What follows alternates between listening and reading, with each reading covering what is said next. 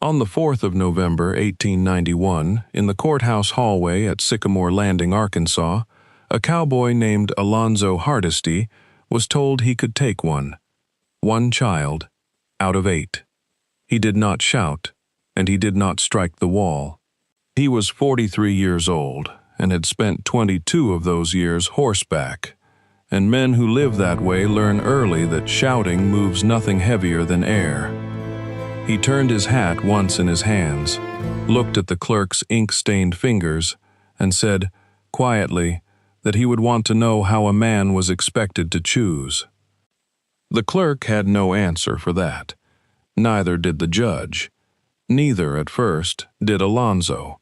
But he already knew he was not going to leave 7 behind, and before that winter was over, the whole of Crawford County would know it too. To understand why, you have to go back 12 years, to a swollen river crossing in the spring of 1879.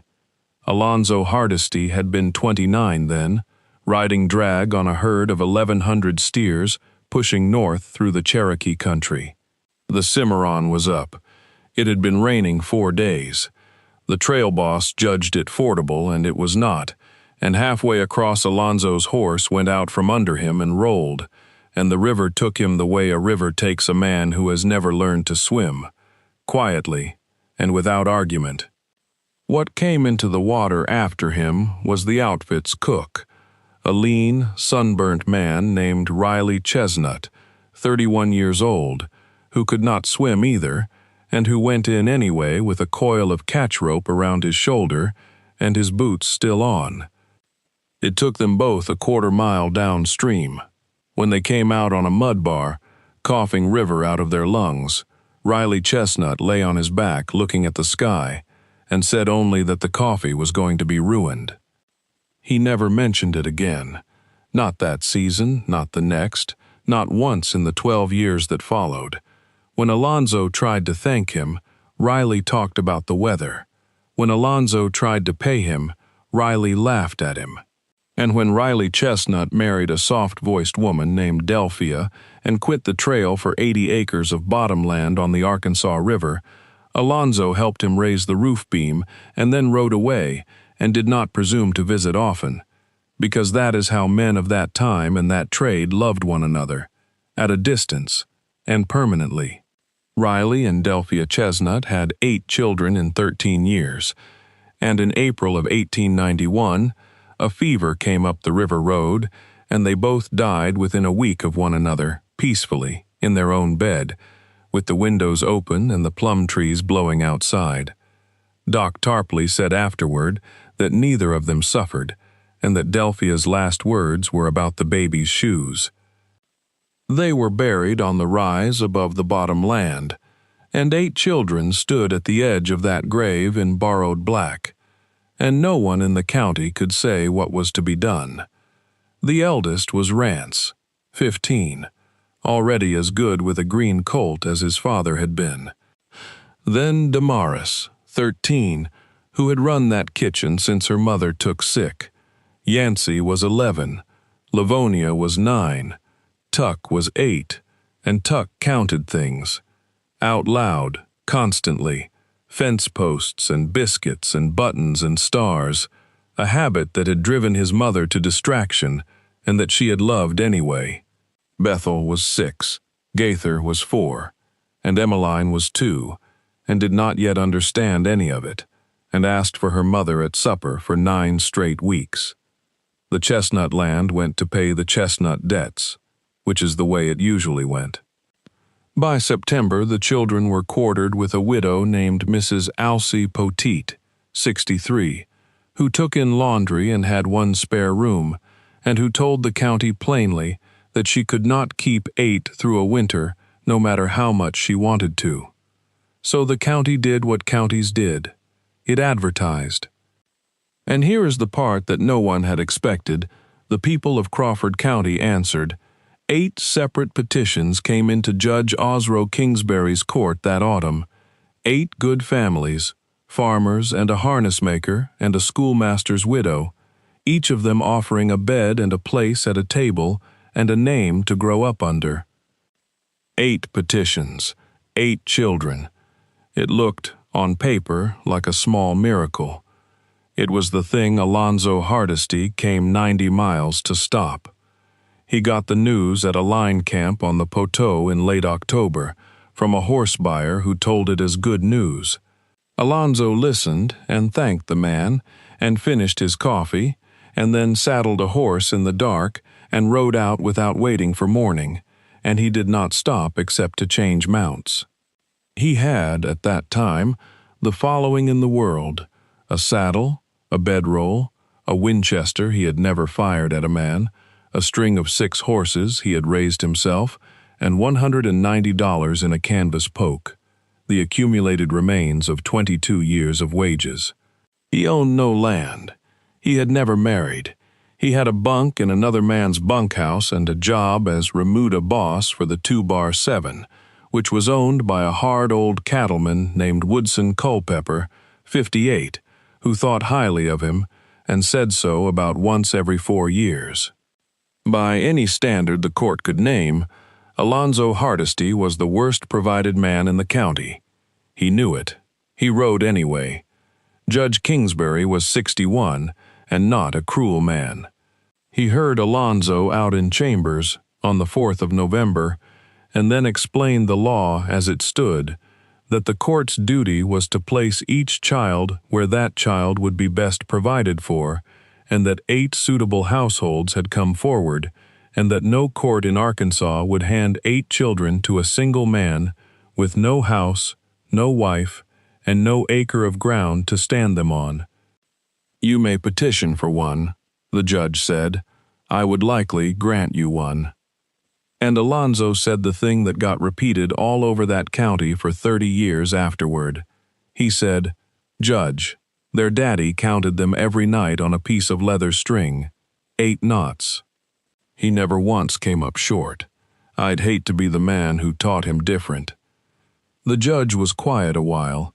Then he said the hearing would be the 14th of February, and that a man could accomplish a great deal in 100 days, and that he had said nothing at all by saying it. Alonzo took it for what it was and went out and started counting.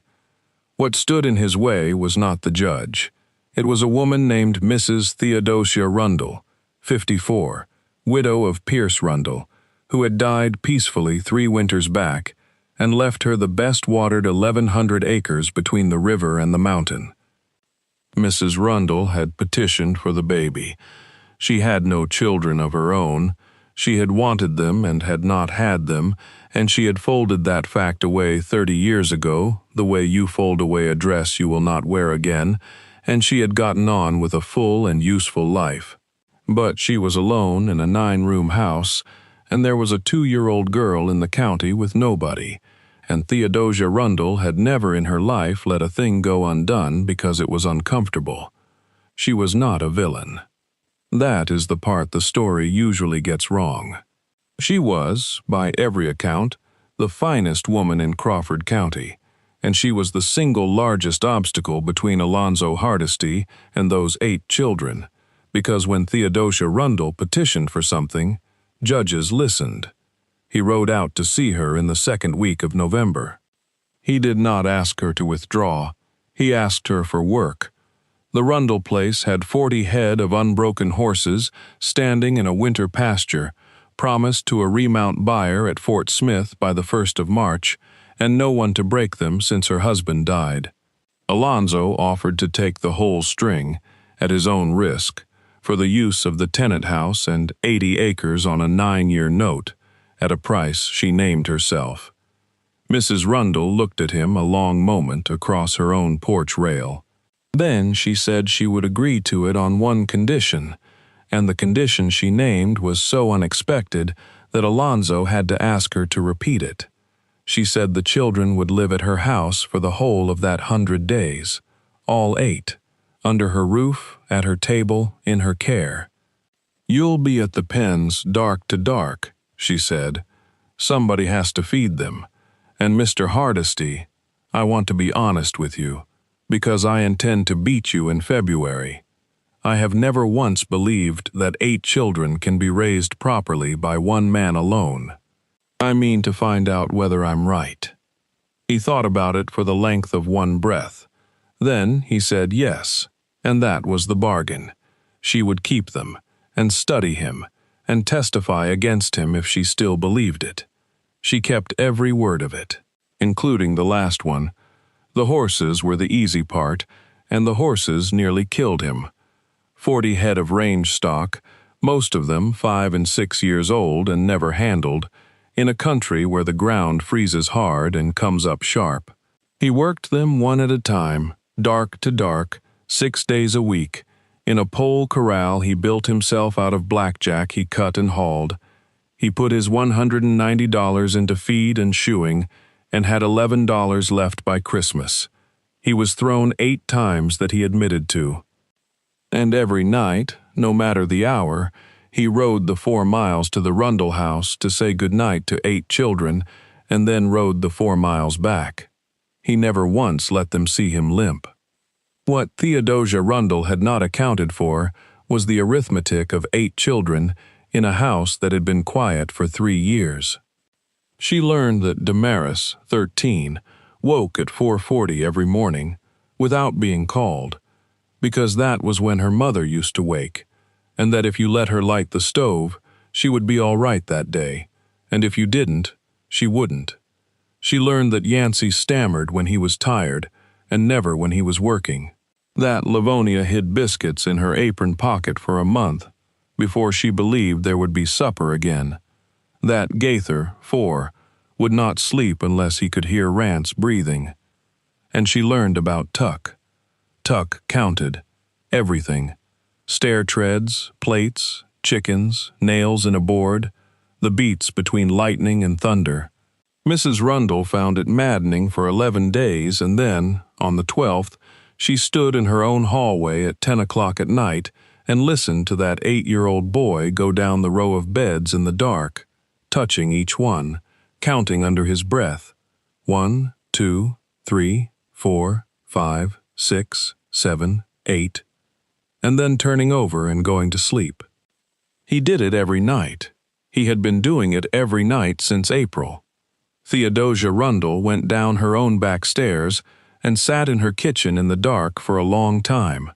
In the morning she wrote to her lawyer in Fort Smith and asked a question about her petition, and then she tore the letter up and did not send it, because she had given her word to study the man for 100 days, and there were still 81 left. She studied him. She saw Alonzo Hardesty come in off those horses at full dark, 6 nights a week, so stiff he had to take the steps one at a time, and eat, and then sit on the floor by the stove and let a 2-year-old girl pull his mustache. She saw him ride 9 miles to Sycamore Landing on a Sunday to buy a McGuffey's reader with money he did not have, because Bethel had said she wanted to learn her letters before she was 7. She saw him get set down hard by a blue roan in January, and get up, and get back on, and say nothing about the shoulder for 3 weeks. She saw him teach Rance to break a colt without breaking its spirit, which is a thing that takes a patient man, and she began to understand that patience was not something Alonzo Hardesty was performing for the court. And in the last week of January she saw the thing that finished it. An ice storm came down the river valley and took out the pasture fence, and 40 half-broke horses went out into the dark.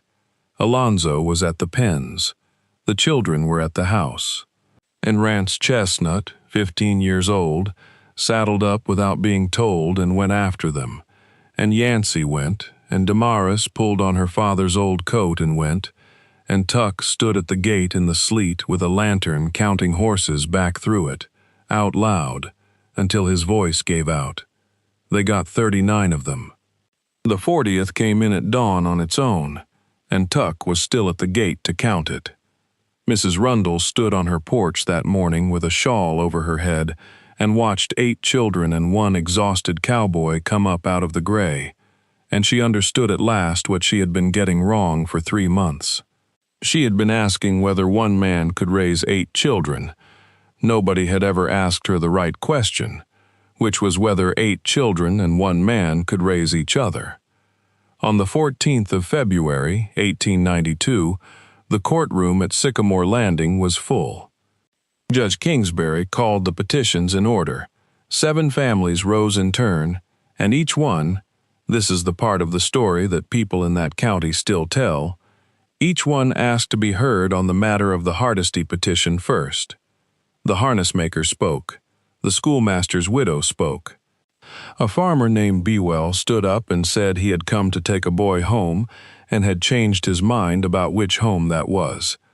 Then the judge called Mrs. Theodosia Rundle, who had petitioned for the baby, and who had told Alonzo Hardesty to his face that she meant to beat him. She stood up in a black dress with her gloves in her hand and said she wished to withdraw. She said she had spent 100 days looking for the place where a man alone would fail, and had found it in herself instead.